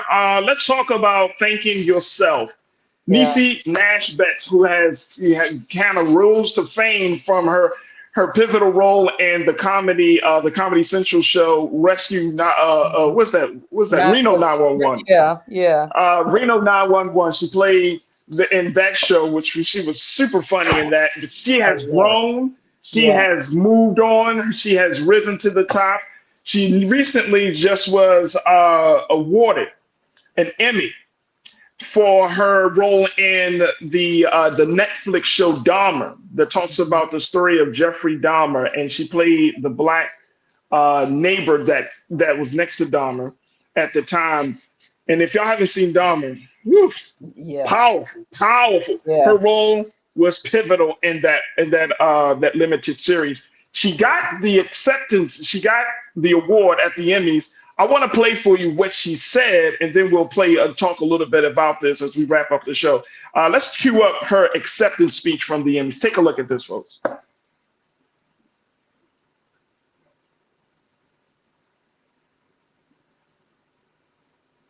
And you know who I want to thank? I want to thank me for believing in me and doing what they said I could not do. And I want to say to myself in front of all you beautiful people, go on, girl, with your bad self. You did that. Finally, I accept this award on behalf of every black and brown woman who has gone unheard yet over-policed, like Glenda Cleveland, like Sandra Bland, like Breonna Taylor. As an artist, my job is to speak truth to power, and baby, I'm gonna do it to the day I die. Mama, I won! Now, before she said that, just before, I don't want everybody to say, she came out and the first thing she did say, Trinette, was, I want to thank God Almighty for this divine moment. She did say that? So she did say that in that speech. Now, I want to play for you what she said after the awards ceremony, and in response to a question that was posed about her thanking herself publicly. Take a look.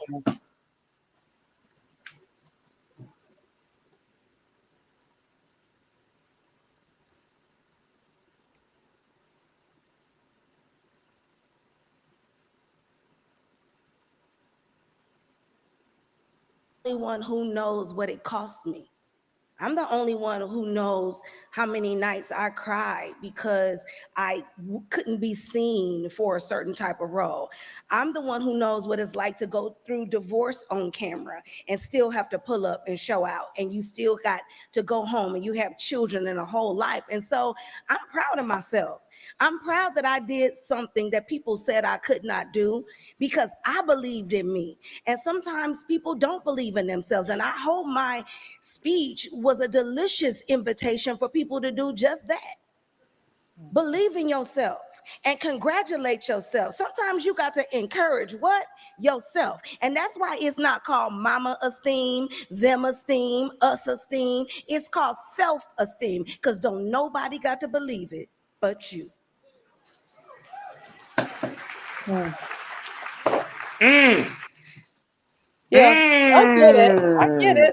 I get it. I really do, especially being as an entrepreneur. You know, it's the many nights you by yourself. You are crying. You like, listen, listen. I know what it takes. I get it. For me, I know I probably wouldn't have. I would have thanked everybody who's being my supporters. You know how people say, my haters are my motivators. For me, my haters are not my motivators.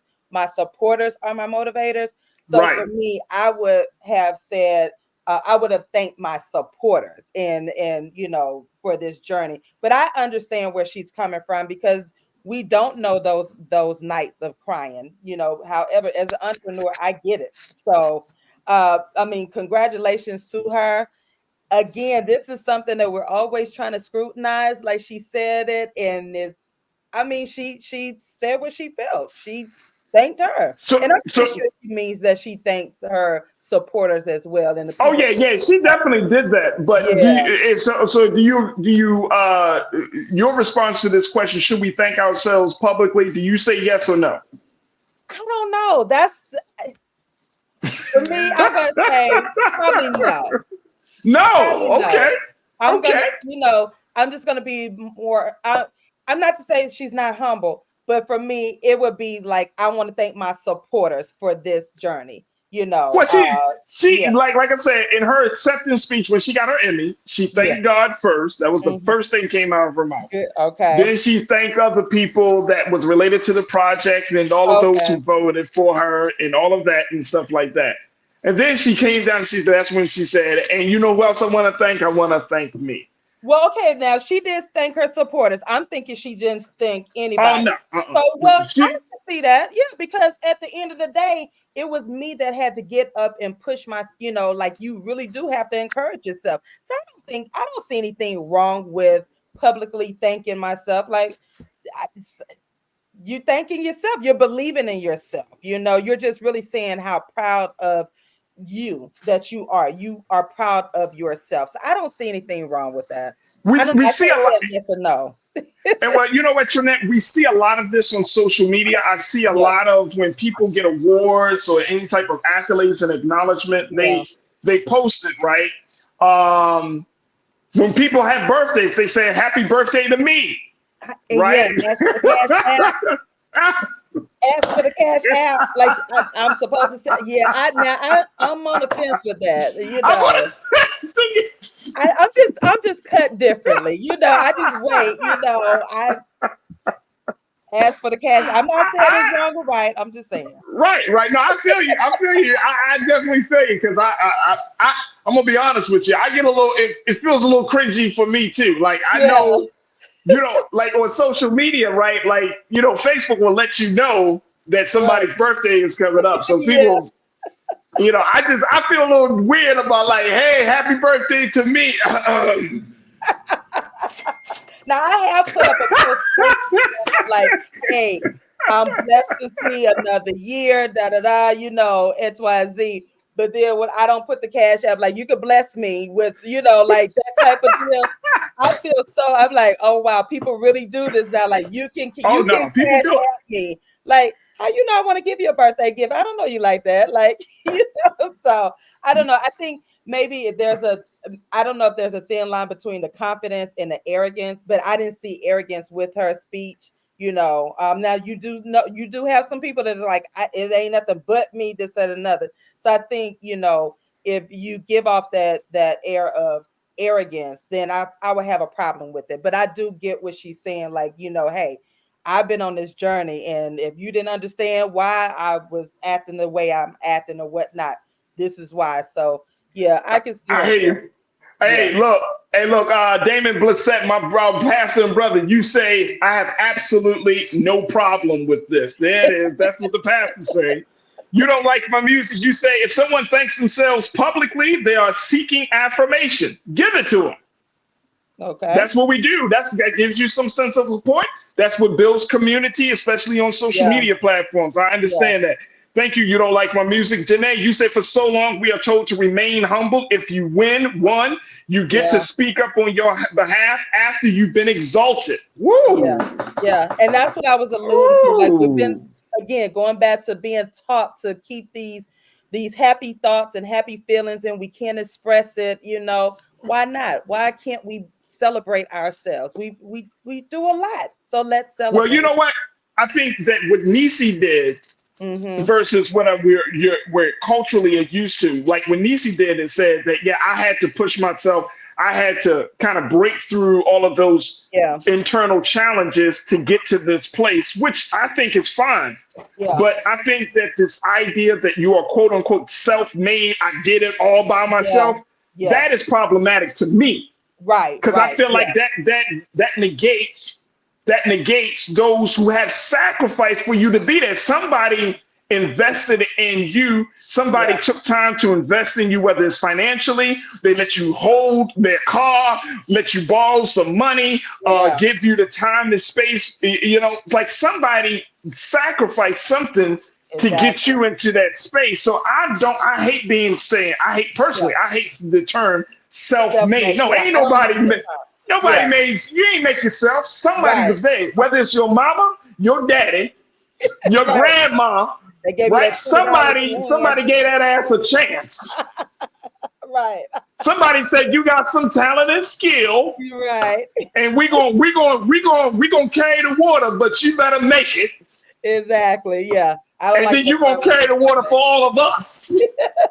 Ain't nobody self-made in this world, man. Come on. Exactly. Should we thank ourselves publicly? Yes. Yeah. As long for me, I feel like as long as you give thanks to the Most High, to the Creator. That's it. Because I listen. If it wasn't for Him, if you know what I'm saying, like that's what it is. Now, if you want to get up in there, and be like, I'll thank me for me. I'm the great one. I'll be sitting on the side away from you. The rise and fall very quickly. Trinette Collier Green, I appreciate you. How can folks check you out as you are the inspirationalist, as you are a relationship coach? How can folks find you on social media and other spaces? Thank you so much. All social media, I am TrinetteLCollier.com. There it is right there. Folks, Trinette, I appreciate you for your insight, for your energy. God willing, we'll see you back on next Thursday. But thank you for being so good for the culture. All right, folks, that's going to do it for us. I thank each and every one of you for being a part of the conversation. The crew, y'all have been phenomenal. The chat comments, everything that y'all bring to the conversations has been phenomenal. I hope you enjoyed the conversations today. If you did, do your due diligence. Please support us today at Black Star Network. Just go to our website today, download the app for free. Follow us on social media at the Black Star Network and drop something in the bucket. Yesterday, we made the announcement, but I'm going to make the announcement. Big shout out to Azaria, D-Man, T-Man, and Erica for being new contributors, new stakeholders in Black Star Network. We thank you so much for your donation. And again, folks, we are looking for your donations because we are powering through this space. We are opening up the conversation about us, our culture, our content. But your support means the world to us. So we thank you in advance for your support of Black Star Network. All right, stay tuned. Up next is Roland Martin Unfiltered, 6 p.m. Eastern Standard Time. You got Dr. Carr, you got Reese, you got a whole lot that's coming at you at 6 p.m. So make sure y'all tune in. But as always, never be afraid to challenge what's wrong. Stand for what's right while being yourself in the process. God willing, we will be back for the last day of the week. Friday is going to be here, God willing. And we'll be back right here on The Culture, right here, only here, exclusively here on the Black Star Network. Have a safe afternoon, great evening. Talk to you soon. Peace.